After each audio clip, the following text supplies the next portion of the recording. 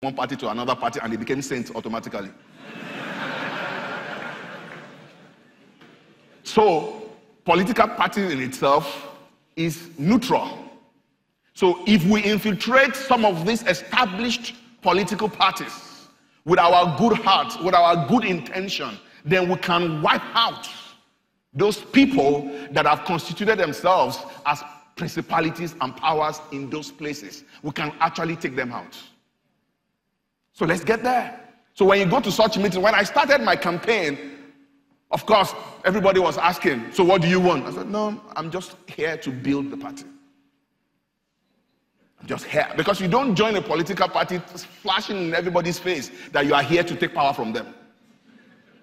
There's what is called political sense. And you see, until you get involved in politics, you will not know what political sense is all about. Common sense is different from political sense. There are some questions you don't answer. Not because you don't have an answer to it, but political sense says to you, keep quiet. And you're not lying. So when they told me, I said, not yet. And for those I understand, not yet means I'm coming, but not now. And when I'm coming, it's not defined. So not yet can be, I'll come next year, I'll come 2 years' time, I'll come 10 years' time. So it's not yet, but I was making impact. I was touching lives. I was moving from one place to another. Organized medical outreaches, organized skill acquisitions. So in my constituency, I became a sought-after person. So when I said I was ready to now contest, I already had a battalion of people that I have influenced, people that have been a blessing to, that were ready to do anything for me to get a ticket. So when you join your political party, don't just go there and fold hands. Nation building takes a lot of sacrifice. Nation building is not just what we write on Facebook. In fact, I am tired of Facebook politicians. I'm tired of social media politicians. The truth is, how many of us in this country are on social media? Mama, Power, Iya. They are not on social media. They don't know what you are talking about. Let's go to where they have. That is where we can make the impact. Am I discrediting social media? Of course not. I use social media extensively. If not for social media, some people would not have supported my election. Some people saw it in the US, sent money to me via social media. But the real thing is not on social media. So when you get involved, go to the word register, attend their meetings, and then contribute. And then from there, you begin to build something for yourself, not just for yourself, but for the person you want to support, or for the person that you believe should become either the councillor or the local government chairman or the governor or the president. I'm going to try to bring this to a close by saying that every politics is local. Politics is local. We blame the president. We put so much blame on the president when your councillor is not even doing anything. We put so much blame on the governor when the local government chairman is not doing anything. During the last local government elections, I supported 2 councillors. Gave them money, supported them, backed them up, and well, I did like 4, but 2 of them won. And I'm glad they won. So we have regular meetings. What are you doing? What are your projects? You know, we're here to make a difference. So who says as a university, and these 2 guys are university graduates, so who say as a university graduate, you cannot be the counselor of your ward? Be a counselor. And if you're not a counselor, know your counselor. That is part of involvement. It's your right to walk to the local government office and demand for the budget of the local government. When we all start doing that, everybody knows it's your right. The truth is that most of us do not even know our local government chairman. You don't even care who your local government chairman is. Let's start from there. Let our involvement also start from there. Local government elections in Lagos State will be in the next 3 years. we can start developing something from now. You can start creating your own critical mass from now. And from there, we can build something. So I'm here to tell us, it's time for us to take this country back.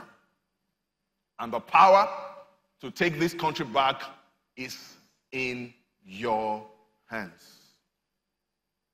What you do with it is left to you.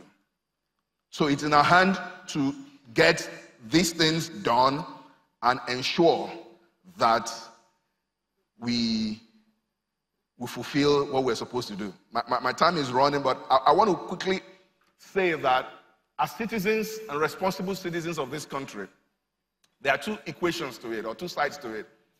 There is the supply side and the demand side. Of course, the demand side is what the government is always talking about. Pay your tax and other things that we're supposed to do for the government.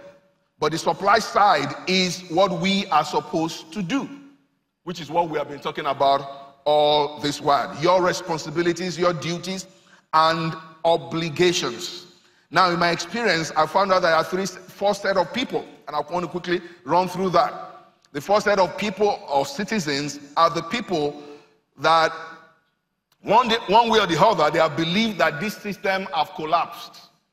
So many of them are in Canada today, in the US, and some are trying to run to Libya. But somehow they just believe that Nigeria cannot work. 90% of people that have left this country left because they just believe, I can't make it here. Things cannot work here. I'm a medical doctor. I cannot fulfill my potentials here. So they've left. That's one set of citizens. The other set of citizens are the ones that are discouraged.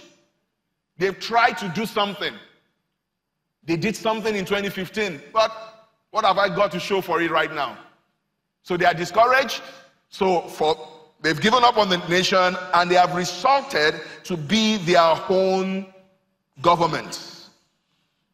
They are not satisfied with what is happening, but they are not ready to make any change anymore. They say to you, I've tried. And when you look around, you will see good people around truly that have tried. They've contested before. They've tried to make things happen. They've screamed. They've shouted. And today, they are not saying anything anymore. They are tired. The third set of people are the ones that are still living here, but they have totally given up. Those are the people that tell you, don't vote. Your vote will not count. And they've already decided who will become. Who are the they? Like Prof asked, who really are the they? The truth of the matter is, we are the they.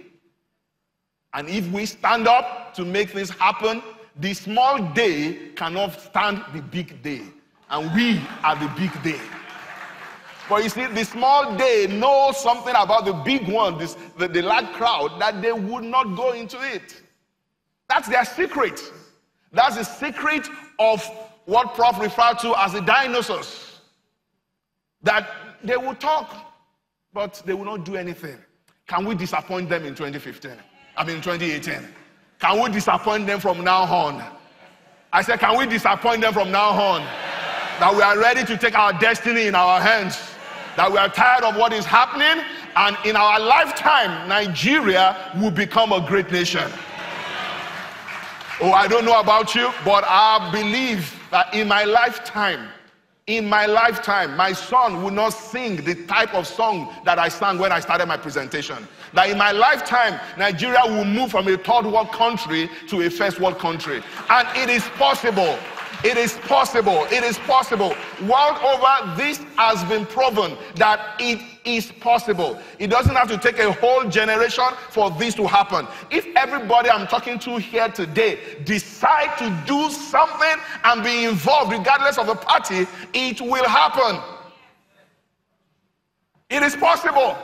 And so in my lifetime, Nigerians would not have to go abroad for any medical vacation or medical tourism. In my lifetime, we'll have education, proper education, good facilities in this nation. In my lifetime. I don't know about you, but in my lifetime. And this is my commitment to this nation. And that's why I believe Pastor Kojo has given me this platform to be able to challenge every one of us. That if we look at ourselves and look at our surroundings and say to yourself that in my lifetime, I want to see Nigeria changed. A friend of mine called me from Singapore a few days ago, and he said, Pastor Francis, he was actually crying on the phone. He said he read the history of Singapore, how Singapore broke away from Malaysia with nothing, with absolutely nothing. And the man and the people there made up their mind they will build their country. The building of our country will not start from Aso Rock. The building of our country starts from your houses. The building from our country starts with you. If this country is going to be built, then all of us must be involved. Let's stop casting blames. Let's get our hands in there and get involved. Of course, the last set of people are the people that have chosen to be like me. Citizens that have chosen to say, I am tired of what is happening. I want to get involved. And I do hope that I'm talking to such people today. That after this conference, it's not just going to be another talk shop. That you will go back to your houses, go back to your community, re-strategize about what politics is all about, and then get involved. And then let me tell you, the dinosaurs are getting jittery already. Before I close, I want you to say the things you want to see happen in your lifetime. I've said mine. While you are seated, probably when you say this thing, it will prompt you to action. In my lifetime, Nigeria will not go to other countries begging for money anymore. I want you to say what you want Nigeria to be in your life. Say it to yourself. Say it to the person beside you. What nation, what kind of nation do you want in my own lifetime? My children will be proud of my contribution to the building of this nation. In my lifetime, we will get it right in this nation. In my lifetime, there will be 24 hours power supply. In my lifetime, my children will no longer know what generator is all about. Thank you very much, and God bless you.